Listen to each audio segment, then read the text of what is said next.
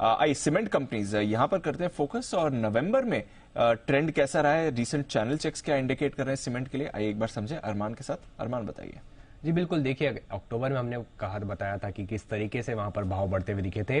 फिलहाल नवंबर की अगर आप स्पेसिफिकली बात करें तो यहाँ पर ओवरऑल अगर आप देखें 7 रुपए प्रति बोरी दाम जो है वो पे घटते हुए दिखे हैं, जिसमें आप पूर्व और सेंट्रल की बात करें तो वहां पे 6 रुपए प्रति बोरी है, पश्चिम में 12 रुपए, उत्तर में लगभग 13 रुपए के आसपास प्रति बोरी दाम गिरते हुए दिखे हैं।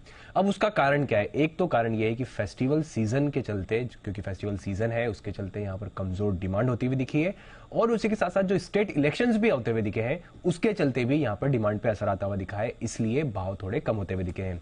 हालांकि अक्टूबर में अच्छे खासे प्राइस हाइक बताए थे, हमने आपको बताया भी था कि 50 रुपए प्रति बोरी ऑन एन एवरेज अगर आप देखें तो ज्यादातर सभी जगह बढ़ते हुए दिखे हैं। उसके बाद अगर आप देखें थोड़ा सा धीमापन यहां पर आता हुआ दिखा है। पर दक्षिण में अगर आप बात करें स्पेसिफिकली, क्योंकि वहां पर बड़े भी सबसे लेट थे, तो वहां पर अभी भी अगर आप देखें तो भाव जस के तस है, वहां पर कोई भी गिरावट वहां पर नहीं देखी गई है।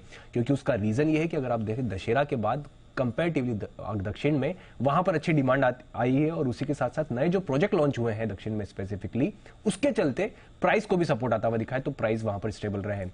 तो पूर्व, सेंट्रल या फिर आप पश्चिम या फिर उत्तर देखें तो वहां पर दाम गिरे हैं, पर पश्चिम की बात, अगर आप दक्षिण की बात करें तो स्टेबल रही है प्राइसेस।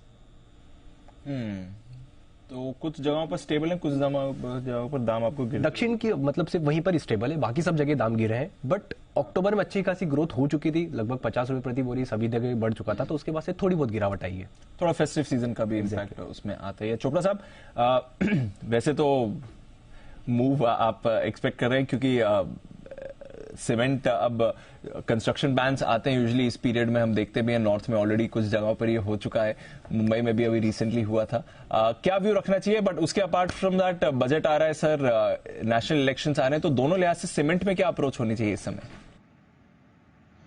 मुझे लगता है कि काफी सारे प्रोजेक्ट्स जो हैं वो जो चल रहे हैं उनकी स्पीड बढ़ेगी, और आने वाले 6 महीनों में थोड़ा सा देखिए पोल्यूशन का एक फैक्टर है आई वुड से, और ये फैक्टर आने वाले मुझे लगता है 15 से 20 दिनों तक और थोड़ा दुखी करेगा। उसके बाद चीजें जनरली सॉर्ट आउट हो जाती हैं वंस यू एंटर मिड दिसंबर, तो ये जो कंस्ट्रक्शन बैन्स हैं वो खत्म हो जाते हैं। तो मुझे लगता है कि cement as a sector should do well. काफी सारा बजट आउटले है जो कि मॉनसून के दौरान काम नहीं हो पाता है, तो इन 2 तिमाहियों में अच्छा काम होना चाहिए ऑन द ग्राउंड। और मुझे लगता है जो नामी गिनामी सीमेंट कंपनीज हैं, एसीसी है, अंबुजा है, हाइडलबर्ग है, ग्रासिम है, ये अच्छा करना चाहिए। और मैं मानता हूं कि इसमें फिलहाल एसीसी बहुत ही अच्छी वैल्यूएशंस पे अवेलेबल है, और अभी तक जो पोस्ट एक्विजिशन ऑफ अदानी अभी तक एसीसी में कोई खास तेजी देखने को मिली नहीं है, तो एसीसी में आप सिलेक्टिव बाइंग कर सकते हैं। अल्ट्राटेक भी बहुत अच्छा है, तो मुझे लगता है आने वाले 6 महीनों के पर्सपेक्टिव से सीमेंट शुड डू वेल, क्योंकि ऑफटेक अच्छा रहेगा और काम भी अच्छा होगा। अगर आप अलाउ करें तो 1-2 स्टॉक्स में रिकमेंड करना चाहता हूँ। चोपड़ा साहब की तरफ से रिकमेंडेशंस भी आ रही है। बिल्कुल, हाँ बिल्कुल। चोपड़ा साहब कौन सा वाला चाहिए? हमारे पास 2-3 तरह के हैं सर। बिल्कुल, एक हमारे पास स्पेशल पिक, नहीं हमको तो आप ही अच्छे लगते हैं सर। हमारे पास स्पेशल पिक का है, स्पेशल पिक का है। हाँ, 2-3 रिकमेंड करना चाहूंगा। अरे बिल्कुल सर, बार बार लगातार देखो, किसी की तरफ से कोई ऑब्जेक्शन भी नहीं है, सब अपने अपने रिकमेंड करके आराम से बैठे हैं। अब कोई चाय पी रहा